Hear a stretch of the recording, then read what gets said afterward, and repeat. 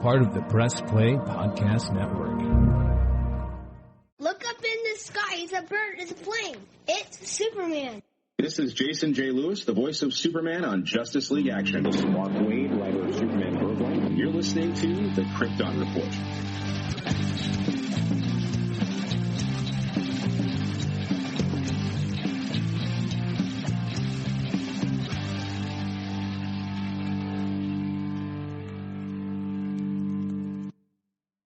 Welcome to the Krypton Report podcast, Superman of Blue, the man of tomorrow. And with me, flying back from his Earth, the strength, that wonderful Superman who can pick whichever Superman he wants to be from his own canon, his own mind, his own Earth, Mr. Anthony Desiato from Digging for Kryptonite. Welcome, sir. Thank you for having me, man. You're welcome. Thank you for joining me. I know when I asked you about this, you were like, man, I just talked this. I was like, we don't have to rush this. I've been wanting to talk this for a while, and it's exciting, and I look forward to chatting with you because you did do this recently, and you do a great discussion with Ken Marion, and I appreciate that. And we'll try to hit, similar. You'll have similar comments, but then you get to hear me ramble on about it. So I've been wanting to do this episode for about 3 or 4 years. It's just. Sometimes it's difficult to get time to watch a documentary. Documentaries are not always people's flavor, so it can be difficult. But we're going to be talking about The Death of Superman Lives, What Happened. It was a 2000. Excuse me. Whew. It's been a rough day, people. I'm drinking my bubbly, and it's bubbly. Thank you, Mr. Michael Bublé. My sinuses are all jacked up. We're having a horrible rainstorm, and if you've ever been to Ohio, you know it sucks, period, except for the cornfields. But 2015, John Schnepp released a documentary he had been working on, and it tells the story about the canceled Tim Burton Superman from the late 90s. What happened to it? And it is a fascinating, it's probably one of my favorite documentaries, and I know another reason why I wanted to talk this with Anthony is Anthony is a filmmaker. He did do a documentary-style movie called My Comic Book Country, which I've talked about this before. It's hilarious because I can't remember how I saw the promo for it, but I saw the promo. It was 99-cent rental, and I was like, this looks awesome. And I rented it from iTunes, and I don't really ever rent movies from iTunes, but I was like, this is awesome. And I started that movie. It opens up. And it has the comic book shop, Acme Comics, North Carolina. And I'm yelling at my wife, that's the one, remember, that was by work when we lived in North Carolina that I went to. And she's like, oh, my gosh. And then fast forward, I find Anthony's podcasts on Facebook and Twitter. And I'm like, oh, cool. And then one day, it hits me. And I put it together that it's the same person. And I'm like, holy cow, this is awesome. It all comes together. No, that's right. Awesome. I'm so glad that you found the movie and the podcast and that we were able to connect. And yeah, I mean, I definitely got a lot out of watching the Death of Superman Lives documentary. Superman Lives and this whole story, this was something that had, been on my radar for a while, but I had never really delved too much into it. And I was planning to do an episode on my podcast that was going to kind of look at unmade projects generally. Obviously we would probably focus or at least touch on Superman Lives. And then the more I got into it, it was like, well, this is clearly the whole episode. And yeah, Ken and I, we had a great time talking about it. And he was so enthusiastic about it. And that really fed my own enthusiasm for it as well. But yeah, it was so fascinating to dive into, and such a shame that John Schnepp passed away. But he leaves behind this really wonderful piece of work that sheds a ton of light on a project that, we would have only known so much about had it not been for these extensive interviews that he conducted with so many of the principal players. I mean, he got everyone but the actors as far as the interviews. I mean, the fact that he got to interview Tim Burton is awesome. Yeah. And I remember, I think the first trailer I saw for this was in 2013 or 2014. And I remember the date kept getting pushed out a little bit for its release because it had gotten so much attention that more money had been donated for him to finish it and polish the movie. And I'm so glad that it happened.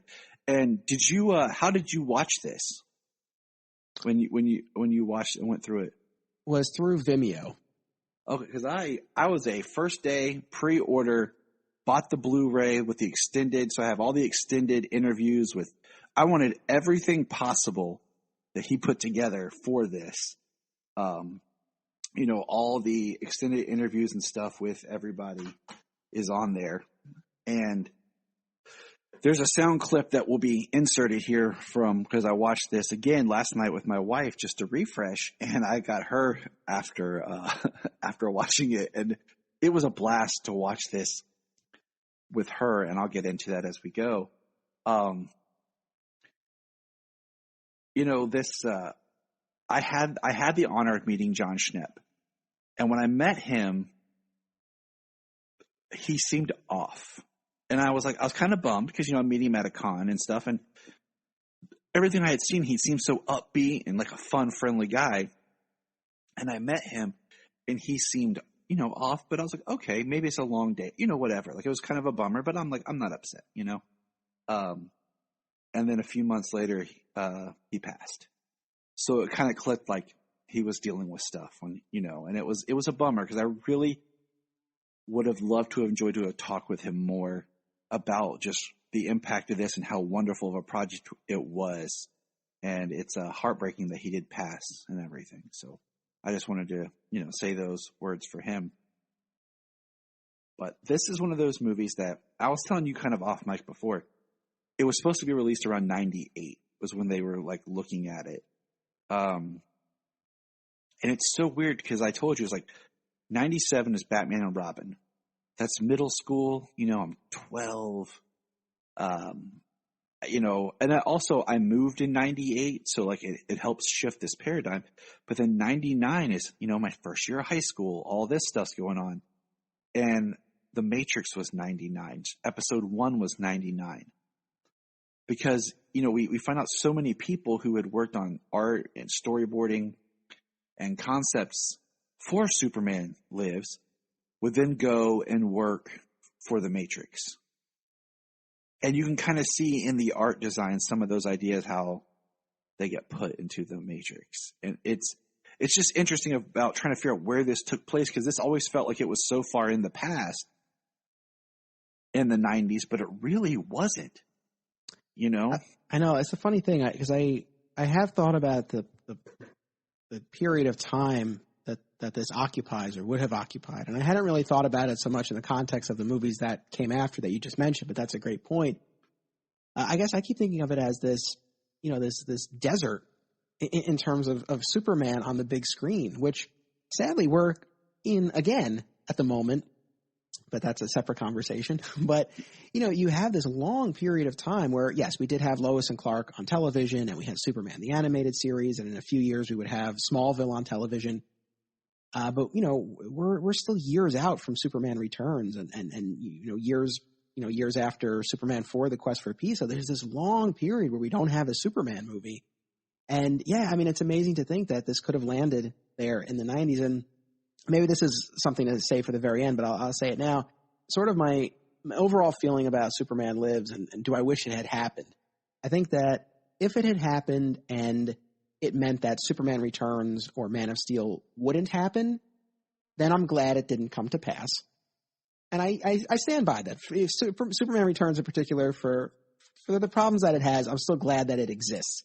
So I wouldn't want to sacrifice that. But if there's some alternate reality, some scenario where we could have had this movie come out in the late 90s and then have still gotten the movies that we would end up getting, I would have loved to have seen this, especially now having, delved into the documentary and the audio dramas, which we can talk about as well if you want, sure. And really getting a feel for what this would have been like. It's a shame that we didn't get to see it. And I mean that. The audio dramas that you mentioned are where a group of actors have performed the script. Now, which script was it? I don't remember. So I have not yet got to hear them. Okay. So I don't have any connection to them other than some friendly social media exchanges, but New Verse Creative is the name of the outfit that puts on these audio dramas. And they've done a bunch, and they have a YouTube channel and Instagram and everything. And it's New Verse, N-E-U, Verse, New Verse Creative. And they did audio dramas of the Kevin Smith script and the Dan Gilroy script. So Okay, cool. either or both you'll find fascinating. I listened to both before I did my episode on Digging for Kryptonite, and there you get to see the differences between that initial Kevin Smith script and then what was very close to being filmed. So it was fascinating. I really appreciate them doing that as much as like the Smith script in particular. That you can find that no problem, but to actually hear it performed was really cool. Really, I definitely recommend that for anyone who look. The documentary does a fantastic job and it gives you a lot, but it's still not the same as actually hearing the story. So I really do recommend people check that out if they're interested. I think the documentary gives you a lot, and I'll say this in a way like almost too much, because I've watched the documentary since it's come out probably about 4 times. That sounds about right. Yeah, I've watched it 4 times now since its initial release in 2015. I watched it when I bought the DVD or the Blu-ray. I got a digital copy mailed to me so I could watch it while I waited for my Blu-ray to arrive. And then I watched the Blu-ray, and then I watched the Blu-ray, I want to say about 3 years ago, and then I watched it yesterday. And I say that because each time I watch it, it helps you kind of figure out what goes where. Because when you watch it and they go down about a lot of the scripts, because you have 3 scripts, and they start, creating art and concepting and all this stuff, and it kind of gets confusing. Okay, what was going to be where for whose script, and it can be a little overwhelming at times. And then I'll say this, my sum up, much like what you just said, had this come out and we never got Man of Steel or Superman Returns, I don't want it. Had it come out and we still got those, all right. But I feel like in a way they didn't want to make Superman. They liked the idea, but it seemed like every screenwriter and everyone liked an idea, but they wanted to do it different. They didn't know who the character was, why he was. They always wanted to change it to be something else. And that's what I don't want to say scared me. And what I found interesting is Nicolas Cage, being as huge of a Superman fan as he is, a lot of the things they were talking about and changes he seemed okay with. And I'm like, okay. Because I told Jania when we were watching, I was like,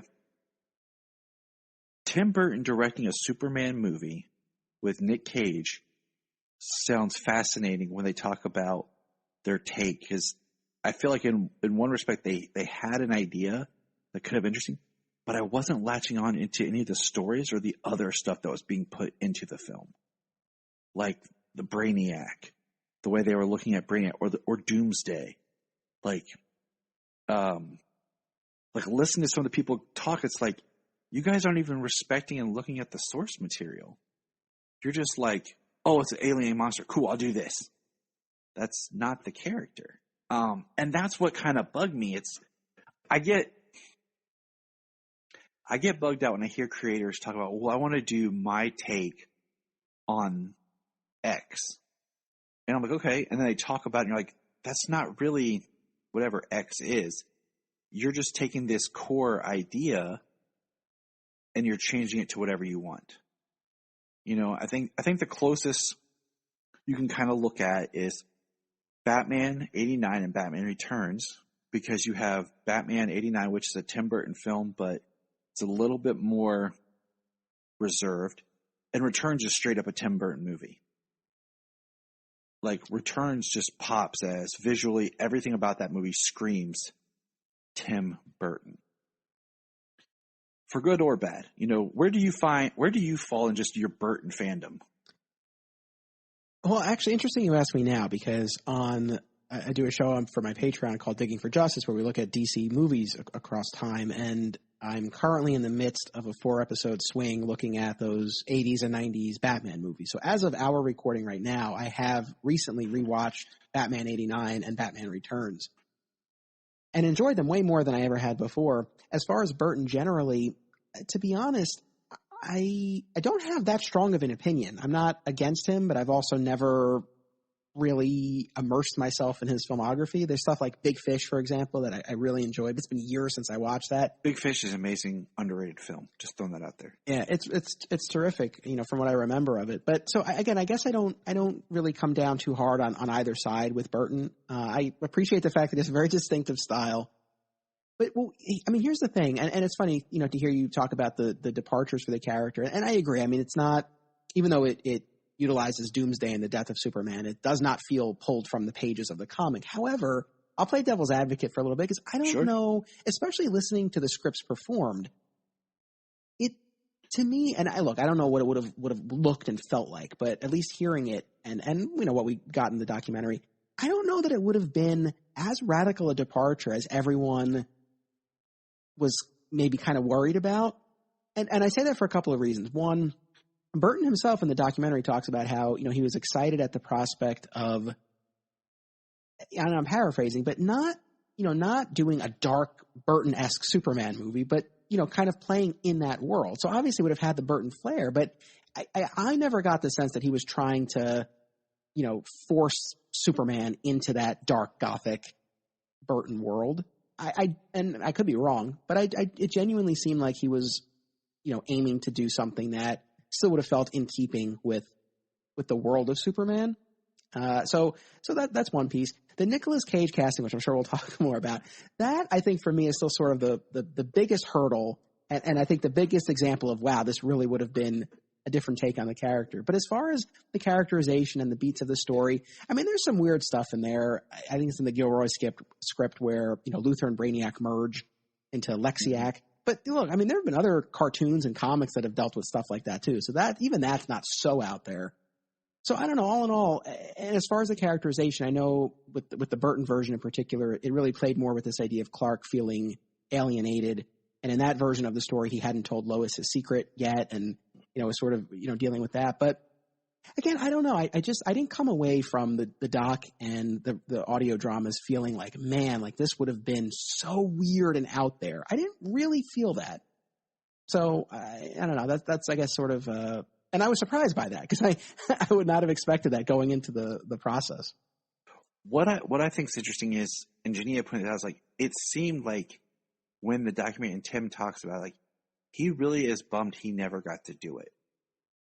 Yeah. And I had, when they did a few years back, when they did the Return of the Cape Crusaders animated film, which was kind of like the sequel films for the Adam West, I was like, there is money to be mined if they would do animated versions of these scripts and these stories, and we have all this artwork that was created, and get as much of get Nicolas Cage to voice Superman, which Nick Cage would later go on to voice Superman in Teen Titans Go to the movies. Because I think that's your linchpin for this Tim Burton film. And produce an animated film based on the script. And, also they could have done Tim Burton's Batman 3 or, whatever, and do this whole kind of direct to video sequels we never got, we wanted in animation. I think that would have been a fascinating means to just keep these things alive, because the movie is weird. If you look at, Tim Burton, 96, Tim Burton comes off Mars Attacks. It would be 3 years until his next film release. His next film release is really my favorite Tim Burton film, just for the visual, the atmosphere, the music. I think it goes a little bit more with the gore I could have done without, which is Sleepy Hollow, which is 99. And if you look at those two films and kind of think of where he was coming off of and then where he goes, Superman would have been in between those two. Because you look at a lot of the Brainiac designs and stuff, feels more Mars Attacks, which I've only ever watched that movie once, and it's been years. And I remember not really liking it at all. But I like Burton's Batmans. I like Big Fish. I liked Ed Wood. I thought Ed Wood was a really good movie. Weird movie, but in a good way. And it's just, Scissorhand and Beetlejuice are always, people go back to as well. So trying to think about where he was between Mars Attacks and Sleepy Hollow. Because Sleepy Hollow has that Burton-esqueness, but it's not overtly like in your face slapping you like Tim Burton. And I do want to point out to listeners, Nightmare Before Christmas was not directed by Tim Burton. He produced it. He wrote the poem it was based on. But he always gets the credit for that. And a lot of people think of that as, Tim Burton. And it's just kind of funny because it's like the one property that he didn't direct. Oh, fair enough. I could not agree with you more that it feels like such a missed opportunity not to do this in animated form or even in comic book form. That's the thing that's so odd to me about this is that clearly there's some degree of fan interest in this. And, we're at this point now, with both DC and Marvel on the big and small screen with this idea of the multiverse and seeing different versions of characters. So it seems like there's an opportunity there. And I agree with you. Animation is perfect because then that does allow you to have Nick Cage do the voice and that really, ties it all together. And, going back to Newverse Creative, not to make this all a commercial for them, but I really do admire what they do. And, I don't know what sort of traction they get in terms of views or downloads or anything like that. I don't know. But, they put this stuff out and it seems like there's interest, among fans. I know, actually, this is maybe more for off mic, but, you did an episode with me on my show recently on the Supergirl movie and we talked about the unused treatment for Superman 3 that would have involved Brainiac and Supergirl. They just did an audio drama based on that outline. Oh, cool. So anyway, I guess my point is that it just seems like there's an appetite among the audience to do something like this. And especially to have someone like Nick Cage attached to it, that gives it a little more weight. It would be cool to see. And it just feels like a missed opportunity not to do it. And I don't know if it's just something that they've considered, if they've tried, I have no idea, but I'm with you. I would love to see that. I mean, especially with, the recently Superman 78 comic as well as the Sam Hamm Batman 89 comic book. And if they really wanted to, if they really wanted people to lose their minds, could you imagine some scene in the Flash movie when he's traveling the multiverse, we get a shot of Nick Cage Superman? For all we know, it might be in there. It's possible. And I think that's it's my possible. Thing. If I'm DC, just as an Easter egg like that, I would try to make that happen. So let's dig into this. Like, there's a lot to unpack, and we won't hit everything because the documentary is available on Schnepp's YouTube.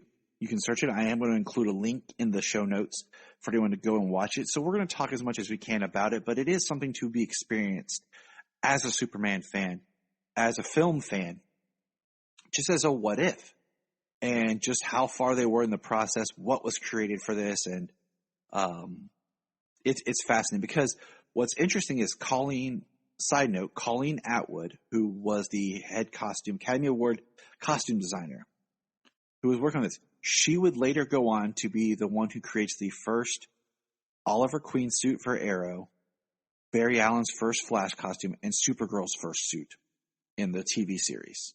She didn't do every costume, but those three she did do. So that's kind of interesting. Just she did get to do a super suit.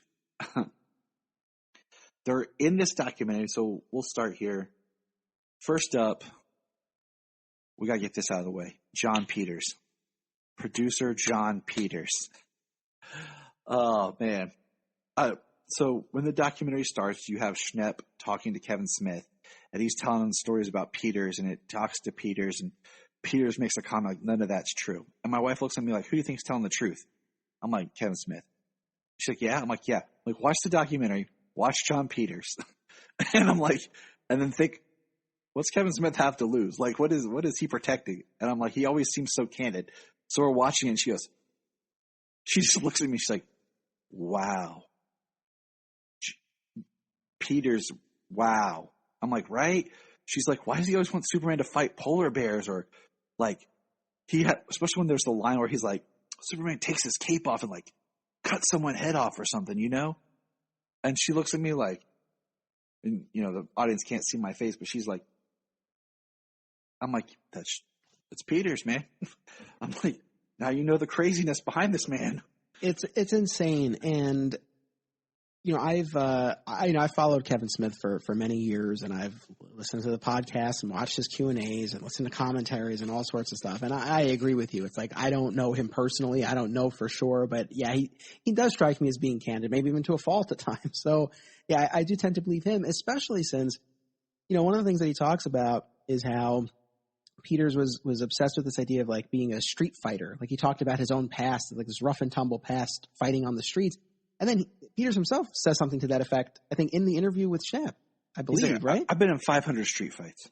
Exactly. I want them to know what Superman's like, being a fight, knuckles bloody and beaten and coming up. And my wife looks at me like, they're not making Batman again. I'm like, I know. And then I look at my wife and I'm like, why not just give us a story about a hairdresser who's also a street fighting boxer? Because that's Peters. Why not just give us that movie? I know, maybe that's just the movie he really wanted. Oh, but one thing I do want to, I think we do, we owe a debt of gratitude to Kevin Smith, because I feel like him telling that story at one of his Q&As, right? It's on one of the Evening with Kevin Smith DVDs. And it's also a bonus feature on here. Oh, nice. Where he talks about the 3 requirements that John Peters had for the script.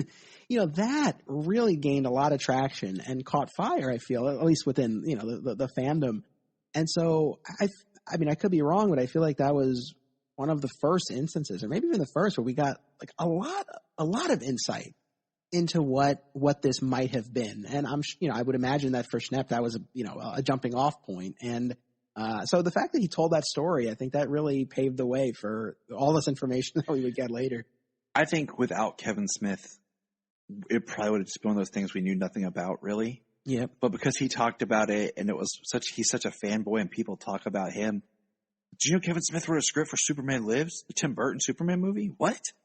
And then that right there is enough to dive into. Let's find out. So John Peters is going, he talked about how he got the rights to Superman. And I think his name's actually on the credits for producer for Returns and Man of Steel. Yeah, definitely Returns. Maybe Man of Steel as well. I don't know. But he had no involvement in it. It's just one of those producer. But yeah, he had no involvement in it. And I'm like 90% sure he has nothing to do with BVS and beyond. So he has this, and he wants to do Superman. And Kevin Smith has an interesting story about how he got caught up writing a script. And he had to read the script to Peters, and, the script's been equated to being like fan fiction. And that, I get that, because, I think Kevin Smith's always been strongest when he writes and directs his own stuff, or directs like TV. I don't think he has the chops to write for someone else to direct. It's just not his flair. That's no nod, nothing against him. I think, but eventually we would get 3 versions of this script. Kevin Smith, which gets discarded as soon as Tim Burton shows up. After he suggests Burton as the director of the film. So he really shot himself in the foot there. He's like, I think I signed my own check to depart. Wesley Strick, who had worked with Tim on Batman Returns, which in a way I felt like Wesley Strick had the least connection to Superman for the script. And then the Dan Gilroy. And the villains were always looked at being Lex, Doomsday, and Brainiac.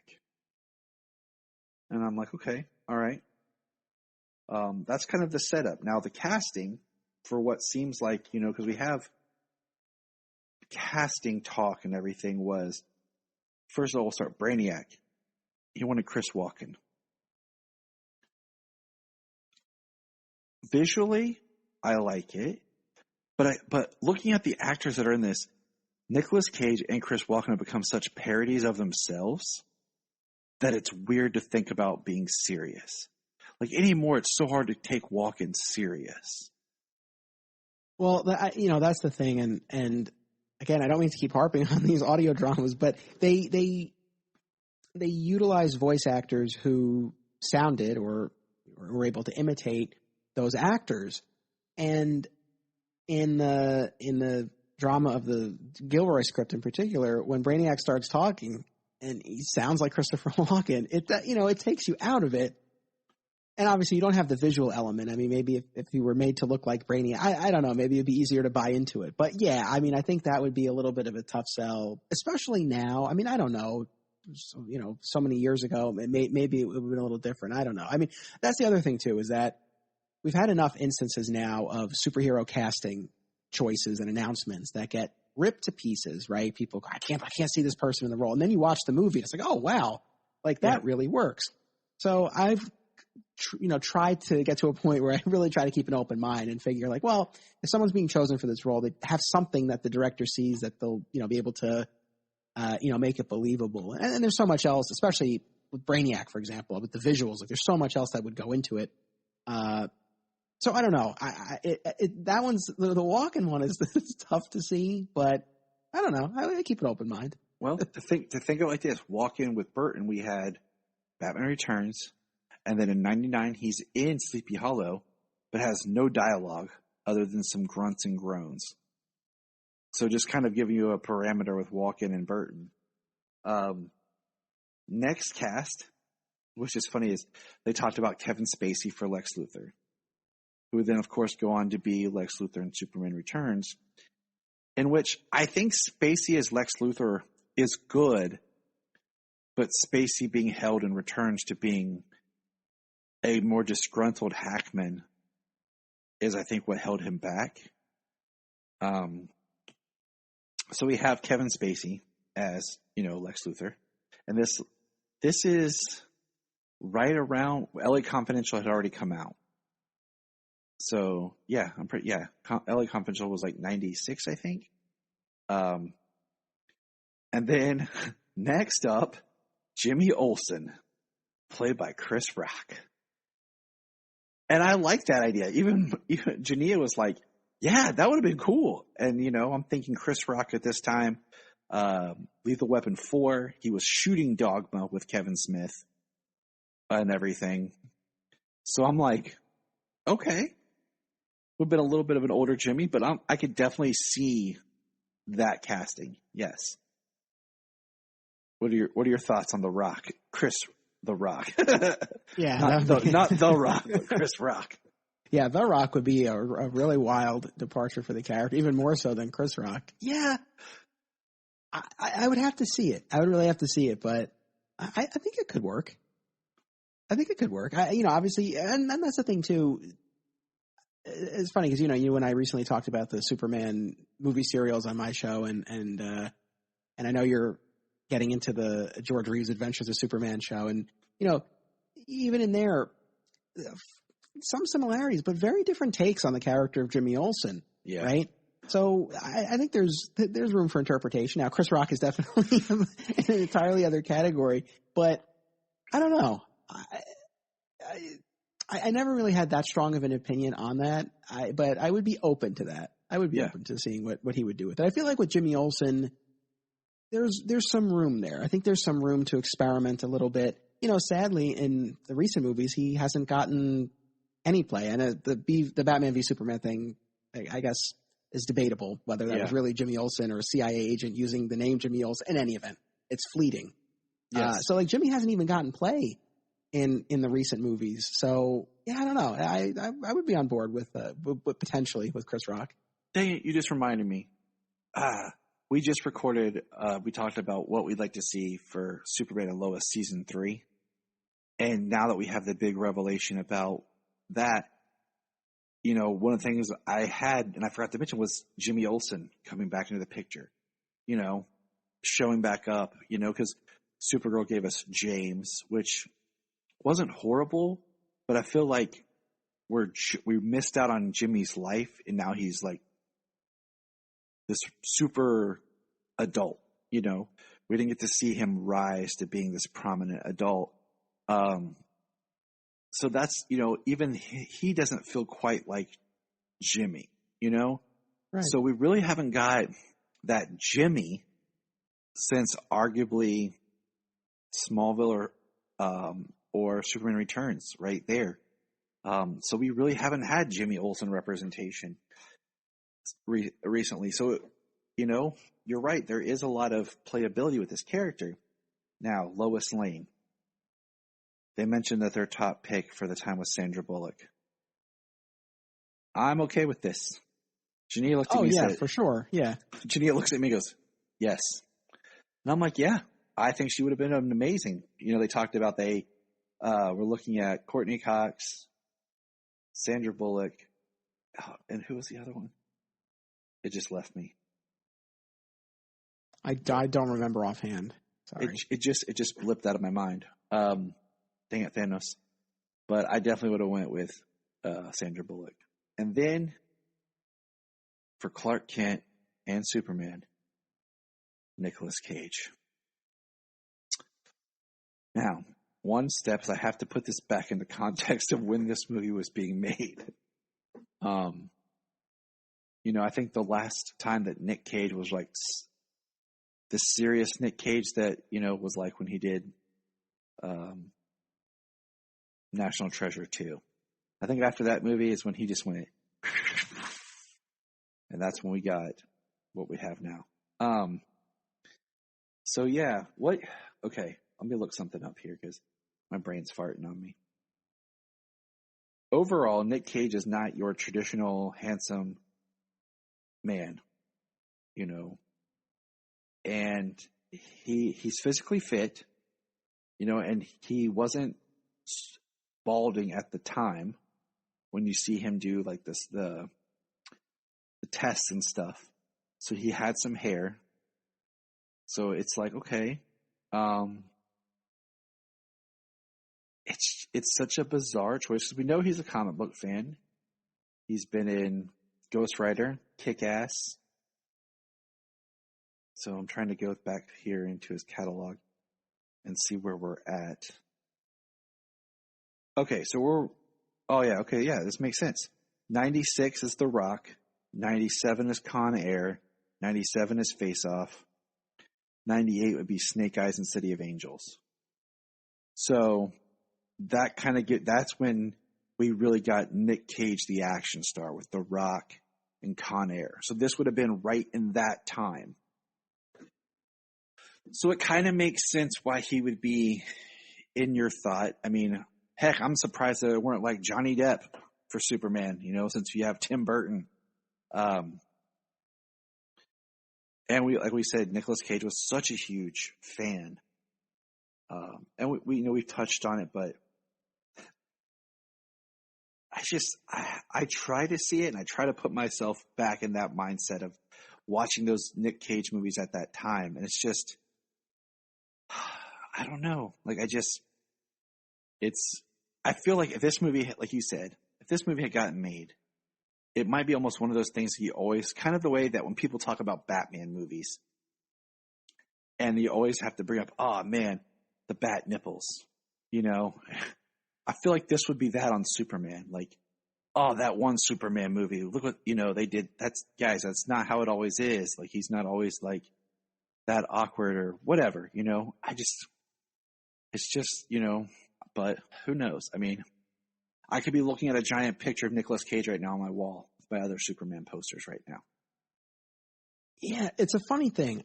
So much like with Tim Burton, and I'm probably in a minority here, I don't really have that strong of an opinion on Nick Cage. Like I've never, like a lot of those movies you were rattling off, I mean, I've seen some, but again, I can't say like, oh yeah, I've seen all these Nick Cage movies. I don't have that strong of an opinion on him generally. Now, as far as him as Superman, going back to what I was saying before about how I don't, for the most part, I don't think that Superman Lives would have been the crazy departure that people seem to think it would have been. However, I do think that the casting of Nicolas Cage probably is the biggest like flag to plant in the sand of like, hey, we're doing something different here. And when you look at everyone who's played Superman over the years, you know, even some who, you know, have a slightly different look than you might expect. Dean Cain, maybe, you know, Dean Cain, George, and I would say Tyler are the three that kind of have this. There's a similarity to them about they look close enough, but not exactly what you would think. Right. As opposed to Christopher Reeve, Tom Welling, and Henry Cavill, like they all have, I guess, that more traditional look. But even the ones who, and Brandon Routh, yes. But even the ones who we would kind of put in that, you know, the slightly different look category, like they still stick close enough to the typical representation that you would expect. Nick Cage would definitely have been an outlier there. Now, in fairness, all we have to see of him as Superman are those screen tests, are those photos, and the little bit of video that's in the movie. But he wasn't, that wasn't him necessarily performing. That wasn't necessarily him in the shape and the rest of the look that he would have had in the actual movie. So it's hard to judge based on that alone. But yeah, that's tough. I mean, it would have been different. That's the piece of this that I think would have been very different. And I don't know. I mean, it's so hard to say, whether or not it would have worked. But I at least could say, like, I would have liked to have seen it. I guess that's ultimately what I keep coming back to. Like, it would have been, even if just as a curiosity, if nothing else. It's like my wife said, definitely when we're looking at, okay, so they have these designs for the suit, the different kind of suits and style that they want to put him in. And we see the test, the suit test, a couple of them with Nick. And Jania looks at me and she goes, I actually like the logo, the shield symbol. I'm like, yeah, it does look good. It looks like Superman, but just slight enough to know that it's different. Because like one thing that always bugs me about with Tyler Hoechlin's Superman is they haven't gave him his own twist on the shield that you can kind of point at. And they never did really with Tom Welling either. I mean, you could argue the Kryptonian 8 Crusade symbol. But, like for example, people can't see this, but Anthony is wearing a Superman shirt, go figure. And looking at it, I know it's the George Reeves shirt because of how the symbol is done. Superman Returns has its own twist on the shield. Even Dean Cain's is a little bit more large and has a little bit to it. Of course, Cavill has his own, And then one thing I always respected was in the Supergirl TV show, the way they took out the gold in the background and just used it as a highlight on the symbol, and they tweaked it just a little bit so that when you looked at her, you're like, it's kind of her own take on the crest. So you can look at it like, oh, that's Supergirl. But, Tyler and Tom never got that. So I do like that with Nick's suit, you can see it's Superman, but there's a tweak to it that you'd be like, okay, I know exactly what Superman this is if you're just looking at symbols. So we see a costume,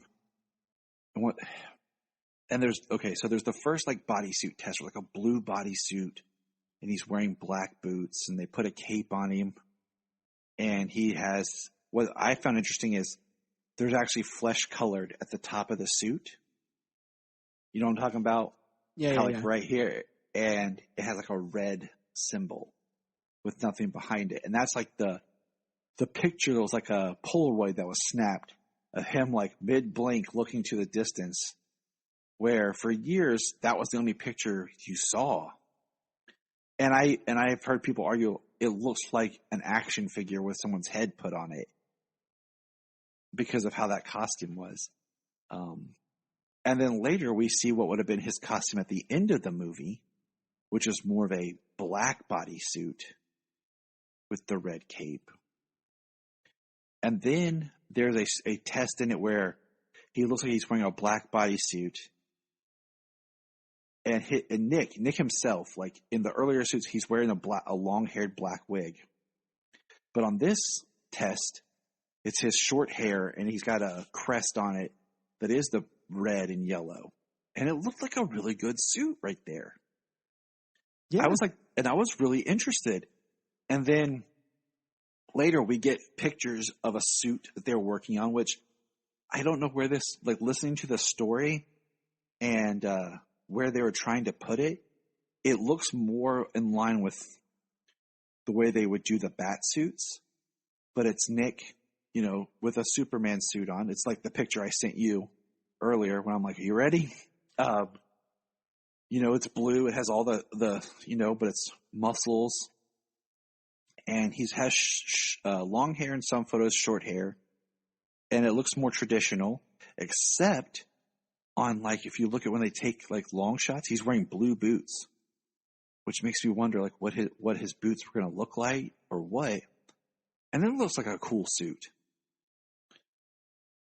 Yeah, no, that's the thing. Yeah, I had a similar reaction looking at all of that. And I appreciated that we were going to get an evolution of costumes throughout the movie, starting from the traditional one to the black regeneration suit to this, black and red, final one. So that's the thing. I mean, there's and I agree with you. I think for a long time there really was just that, that perception of this based on that, maybe not the best photo of him in the costume. And I think people really jump to conclusions. And look, let me issue this disclaimer, because it's not like I'm not sitting here saying, oh, this would have definitely been a masterpiece. The world was deprived of greatness. I don't know. I wouldn't go that far, but I think there was enough worthwhile. And it seemed to be one of the things that I think I always go back to when we talk about this stuff is the intention behind it. And the sense that I've gotten, maybe let's put John Peters to the side for a moment. But, when you look at what was Kevin Smith and then later Tim Burton and Nick Cage, it seemed like it was well-intentioned. Now, that doesn't always yield the best product, right? And talk about how Nick Cage is a big Superman fan. We've seen other superhero movies where the actor and or director are big fans and it doesn't translate to a great movie. So that's not everything. But again, it seemed like they were coming from a good place. There was some interesting stuff there. I just think it would have been interesting to see. One of the interesting parts in the costume design is when you hear Nick Cage in one of the behind the scene videos, like they're picking on the trunks about he's like, yeah, wore the underwear on the outside. That's my wonderful Nick Cage impression. Speaking of impressions, have you ever seen Andy Samberg from Saturday Night Live do Nick Cage? Probably at some point. There's two instances. One is where he plays a young Nick Cage auditioning for Marty McFly. Is hilarious. And the other is when it's the daily update with Andy Samberg playing Nick Cage with Nick Cage next to him, supposedly as his Nick Cage clone. And there's a line where they say it has all the staples of a Nick Cage movie. One, the dialogue is either whispered or shouted. Two, something's on fire. and I thought about that because we watched that after we did this about, just Nick Cage's, where his acting has come from. But that was a side note. So the costume, we have, and one thing I want to bring up is that Tim Burton said, nothing was ever finalized. And I think that's the most intriguing part. Unlike, there's supposed to be a documentary that's being made about Justice League Mortal, which was the 2005 Justice League film. And there's costume tests online. There was casting. They were about to shoot. I mean, everything was finalized for go, and then it was canceled. And I really hope that documentary comes to light, because I'd love to see a detailed documentary, much like this, for that film. But, the reason I bring it up is because that movie is like the second example of almost being there and being canceled. And they were finalized. And that's why it's so interesting to talk about, like with the costumes and everything, is nothing was finalized. Because there's costume tests and then there's photos of costumes that we're not sure which one would have been used, because they talked about the underwear on the outside and like how to break up the color and do something different. And so it was a very fluid process. 3 scripts, and nothing got finalized, Burton said. They even, Nick Cage even refers to it as being something like a fairy tale, to remember that. And with the bad guys, not a lot was given on Lex. Really, in the documentary, Lex isn't talked about very often, but Doomsday is. And there was a concept art of Doomsday being built out of many faces. Yeah. And that was the one I was like, no, that's more like, that's something like, you're not making a Superman movie. Like, I don't know. When I look at a movie, okay, if I told you I'm making a Superman movie, I want to bring the best of what's already been done to the big screen, because this is the one thing that's going to apply to most audiences, most people, and you want it to be truest to the character. You want to take some liberty, but you want to be able to hold that up as like, if you got one thing for Superman, this is it. You know, you don't want to hold up like, okay, this is a version of this character from this comic that's well known, and that's not really how it is everywhere else, but that's okay. You don't have to explain it. You want to be able to hold it up as like the gold standard for your character. That's just how I take it when you do a movie. Compared to a comics, we're allowed, you know, endless opportunity and options. Yeah, I mean, look, I'm on record. I'm a big fan of Man of Steel and BVS and Snyder's Justice League. But I'll admit, at the end of Batman v Superman, we get a version of Doomsday, and I know, you know, it continues to evolve even during the fight, but, you know, we never get that traditional comic book-esque depiction on the big screen. And, you know, does it ruin the movie for me? No. But at the same time, if we're going to do, and it's like, I don't know where Snyder was going in the future. Maybe he was planning to do another more faithful depiction of Doomsday in another film. But if not, it's like, if this is our one chance, you know, it would have been cool, especially for me and the connection that I have to it getting me into comics and Superman.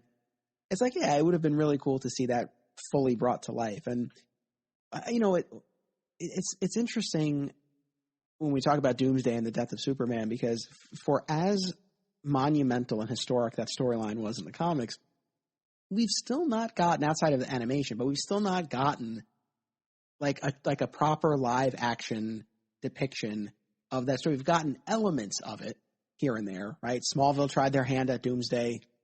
The less said about that, the better. Yeah. You know, there was a version of Doomsday on Krypton, which I've not watched yet, but I will by the end of this year. But of course, that's pre-Superman, so you're not getting Best that visually full looking effect. Doomsday. And I can't wait to dive into that.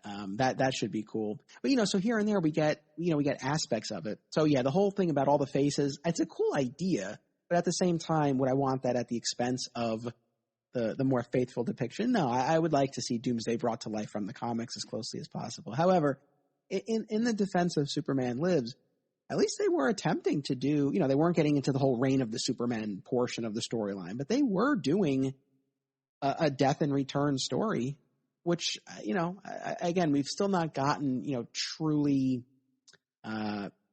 yes, in the Snyderverse, he died and came back, but we haven't gotten that full death and return story. And even Superman Lives wasn't fully that, but at least it was, you know, getting us closer. It reminds me a little bit more of like Superman Doomsday, the animated movie, where it's like exactly condensed.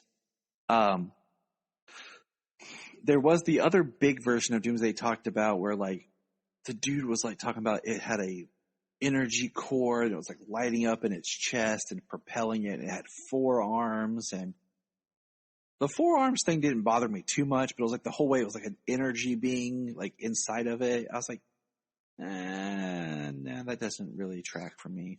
Well, like here's the thing, and I know where you and I would land on this, but to kind of go back to something you were saying before, for the filmmakers and the concept artists who are putting this together, it's like, yeah, what is the objective? Because if it is, hey, we're trying to faithfully adapt this comic book storyline, well, that's one thing. But if it's, hey, we're telling the story about the death and return of Superman, there's this monster that kills him called Doomsday, like, come up with some designs. It's like, I understand if they didn't feel beholden to the version that we know from the comics. Again, I would like to see that, but you know, I can get the instinct to try to, you know, put a different spin on it, I suppose. You know, you talk about it, and this is just a quick side note, but I'm over the death of Superman storyline trying to be done but I think doing it on something like Superman and Lois, where you could space it out and kind of build that tension, much like they did in the comics where Doomsday pops out, he's moving across country, and then you could take your time to explore the aftermath, would probably be the better way to go. And maybe, you know, down the line another 2 or 3 years, if the show continues that long, you know, that could be a season arc or something. You know, the first 8 episodes builds up to it, and then you've already got Superboy and Steel in place. You know what I'm saying? Like, I think that would be probably a better way to get a more faithful adaptation. And the Eradicator, a different version, but nevertheless. No, that's the thing. I agree. I feel like Superman and Lois, if we're ever going to get it, that's the ideal vehicle for it. Because I think where the animated adaptations have stumbled, and I really did like the Peter Tomasi written Death of Superman, and I liked the Reign follow-up movie as well, because at least there was more space and more real estate to tell the story. But I feel like where they still stumble is that, actually, I have to walk that back a little, because I was going to say we didn't have as much time with those versions of the characters, but I do recognize that was part of the DC animated universe at the time, and that was the version of the character. So I guess I take that back a little bit. But I still feel like something like Superman and Lois, where you've spent all this time with the characters, you don't have to introduce everyone all of a sudden. It's like we can build towards it. However, I don't think Superman and Lois will ever do it. And I love the show to death, but I feel like they'll tease that they're doing it, and then we'll get another one of their classic bait and switches.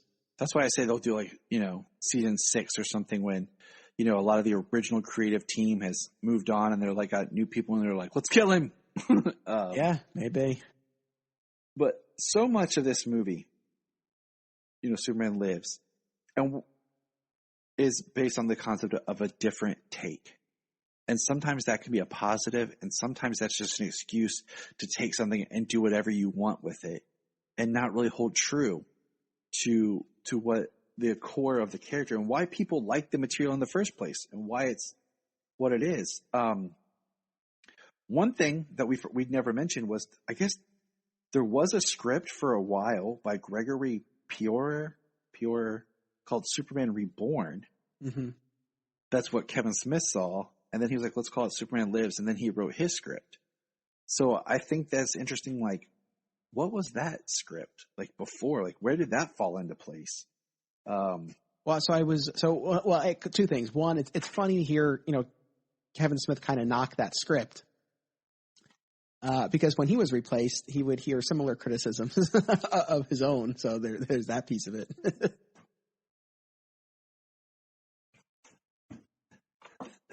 Got to keep the 5-year-old happy. But no, you're absolutely right. So that's one thing. The fact that, his own work would be knocked by the filmmakers after they decided not to use his script.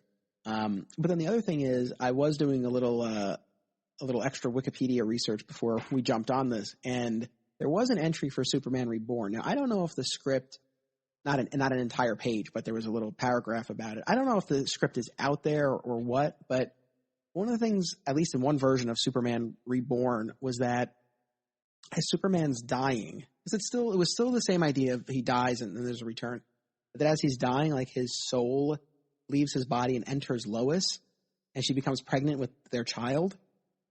So that was allegedly, again, Wikipedia, you never know for sure, but that was one piece of information. And then I feel like Kevin Smith, in either the Q&A or in the documentary, I can't remember, talked about the Reborn script having Superman like on a therapist's couch, like he was going to therapy. I think that was a piece of it. So it was, I don't know much more modern, beyond that. Face it.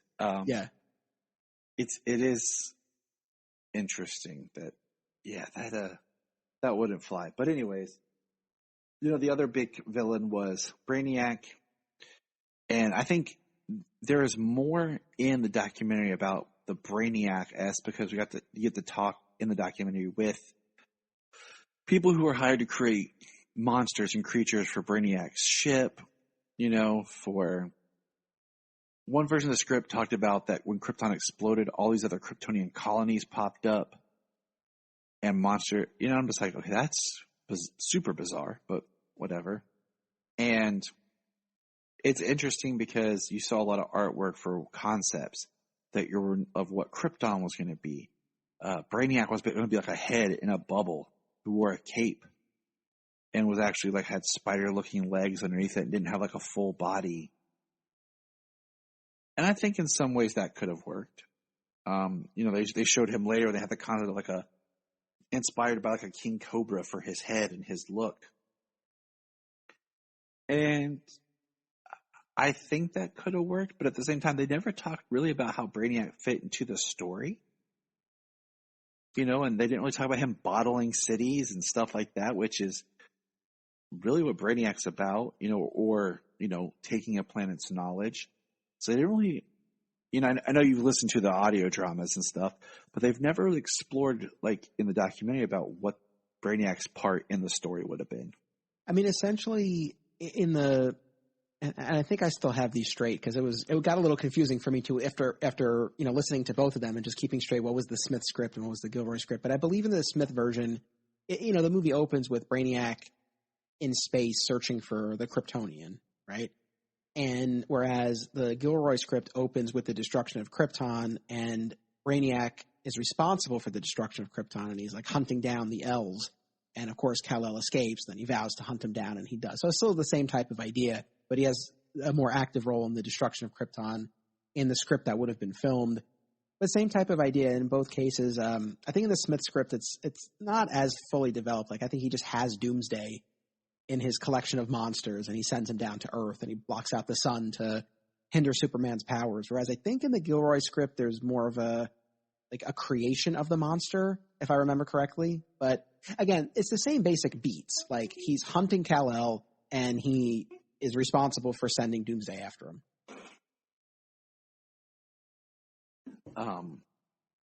And we did see where they filmed or created a model of what the Brainiac skull ship, and it looked more straight up like a skull and everything, and it looked cool.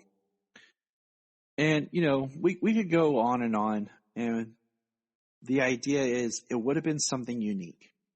It would have been different. Would it have been too far, or would it have been close to it? Because the last major player, I would say, of this whole Superman list was the idea of K. Yes. And I look at K being, kind of like a Kelix, Keylor, I've heard it in different comics. Robot that was attached to Superman's shuttle, went with him, and then would, change, grow, and help him as he grows. And eventually it would be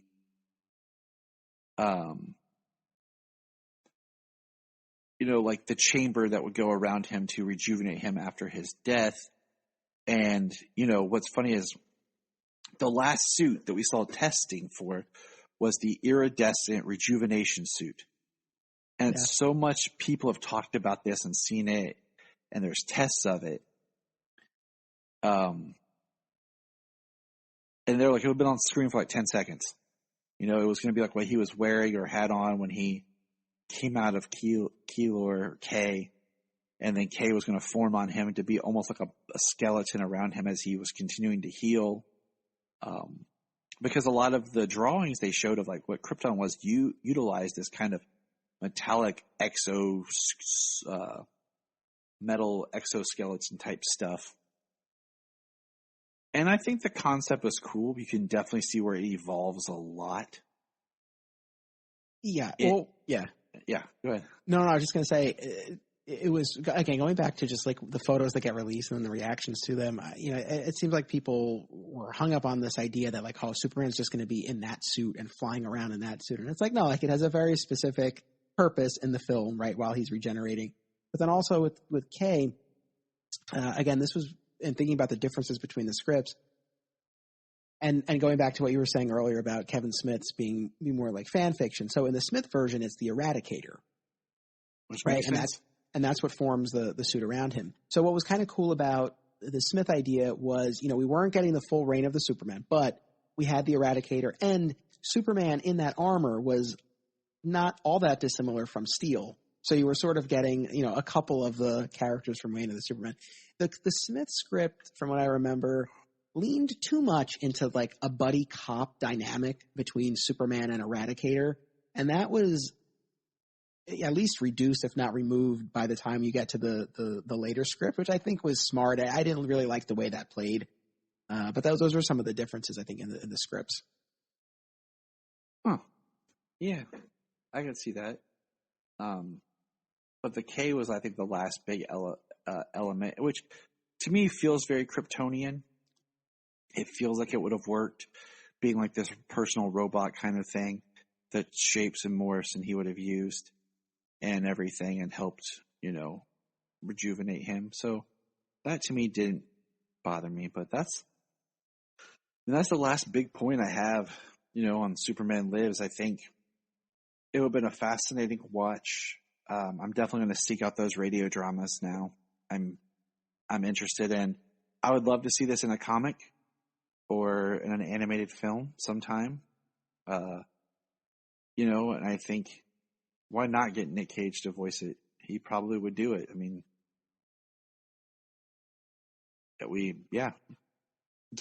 get someone like Henry Selznick to direct, since he directed Nightmare Before Christmas. He has similar. If Tim Burton doesn't want to direct another animated, direct a home video feature, something like that. And I think it could be something really good.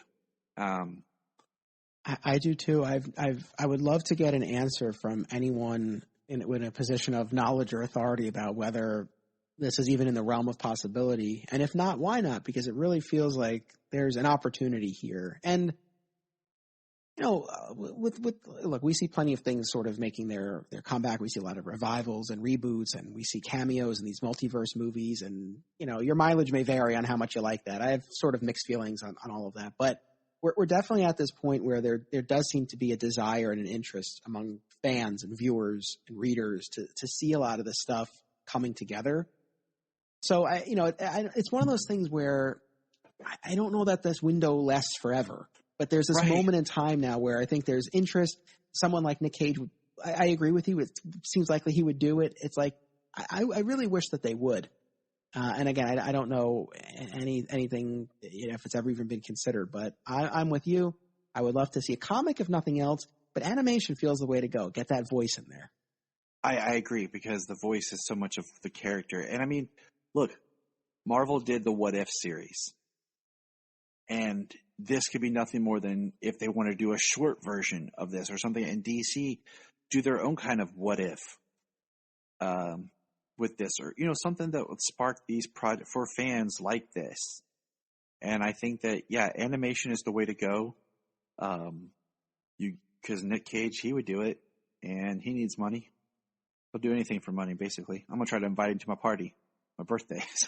Like, Nick, come on, buddy. But yeah, thank you, Anthony, for being here and discussing this topic again.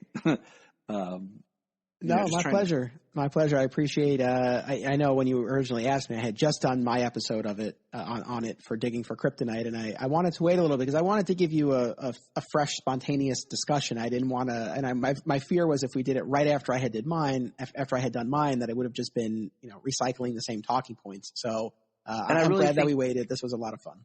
I really think it's a topic that we talk about it now, and then if I were to do this in another year or two, I might have different thoughts on it, I might think, you know what, just do it. They should have done it, or I'd be like, no, they shouldn't have done anything. Because, watching Tim Burton talk, it seems like he wanted to do it, and he was ready to be a little bit different than just his normal Tim Burton-ness. Based on he did Sleepy Hollow, then shortly later, Big Fish, and seeing where he was growing as a filmmaker, this might have been in his mind to be the start of a different chapter, starting something new in his style. So I don't know. Hey everybody, so here's Jania. We just finished watching The Death of Superman Lives, What Happened, and she's going to give some of her thoughts. Jania? So it's really interesting. I feel like the concept at first was mildly terrifying. I'm sorry, John Peters. I think, he is insane. That man is insane. And I know it takes eccentric people to create some really amazing things, but that man is past eccentric. He's in a different world entirely. But God bless him. And I feel like everybody knew that about him. But ultimately, I have to say that, I feel like I have a better understanding of Tim Burton as a director. He has a lot of crazy ideas that people would deem as crazy, but actually he has like a really good like gut. And I think that it would have been interesting to see where his gut took him with this story. I have to say I especially really liked some of the concepts that they had for like side actors and things like that. Like Sandra Bullock as Lois Lane, could have seen that in a heartbeat. I would have loved to have seen her as Lois. I think she would have been great. Even Chris Rock as Jimmy Olsen, I would totally back that. And would love to see him in that role. But yeah, I think this is more along the lines of like, I'm very curious as to what could have been. There were things that I liked when it came to Superman's suit. It's very hard for me to get past Nicolas Cage, or the idea that Nicolas Cage would have been Superman. There are certain instances during this where I felt like I could see him as Superman, but I told Tyler this earlier as we're watching. Every single time I see Nick Cage, he looks like a middle-aged father who lives next door. And I don't know if I would have wanted a middle-aged father who lives next door as my Superman.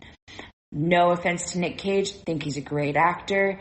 But yeah, it would have been, even with the way that he looked when he was younger versus now, it would have been very hard to kind of allow myself to go into that mindset of that's Nick Cage as Clark Kent, or as Superman. I probably would have been able to see him as Clark Kent. But anyway, that aside, it's not just the way he looks, by the way, guys. Like, I'm okay with somebody who looks unique and maybe not, atypical for roles. But I feel like it's also his voice and kind of his demeanor that I wouldn't be able to get past. God love the man. At the same time, I'm intrigued enough after watching this that I would have liked to have seen where this would have gone. Barring John Peters' crazy inputs, I really feel like that's kind of where things went wrong. And, I love Kevin Smith. I think that he has some really interesting ideas, but I think that he was kind of being a yes man in that moment of like, yeah, John, I'll do what you want me to do. Yeah, you want a giant spider in this? Okay, let's put it in there. But I don't know if he really was able to kind of have the freedom to write it the way that he would have seen it, It would have been interesting. It would have been interesting to kind of have any interpretation of the 3 storylines, scripts that were available for this. It's kind of crazy. But Tim Burton, great director. I don't know if he's a Superman director, but at the same time, I would be intrigued enough to watch it. And I'm a little sad that I can't. Because part of me feels like if he did get his hands on this and he actually did the film back then, that today it would be a cult classic. So, just saying. But that's all we got. Thank you for listening. And remember, Look up in the sky. We just want to say, if you've enjoyed this podcast, please check out other podcasts on the Press Play Podcast Network. Remember to check out Krypton Report on all social media platforms. Go to linktree.com/Krypton Report. You find all of our information right there. And if you want to keep Krypton from exploding, join our $1 a month Patreon. That's right. For $1 a month, you'll get extra special content that you don't get on the main show, like movie commentaries and whatever else comes out of our mouths. So check it out, patreon.com/Krypton Report. If you are like Tyler and James and can't get enough super talk, check out these other podcasts. Digging for Kryptonite, Supergirl Radio, The Last Sons of Krypton, The Superboy Legacy Podcast, All-Star Superfans, Superman the Animated Podcast, The Aspiring Kryptonians, Always Hold On to Smallville, Caped Wonder, The Geek of Steel, and Truth, Justice, and Hope Podcast.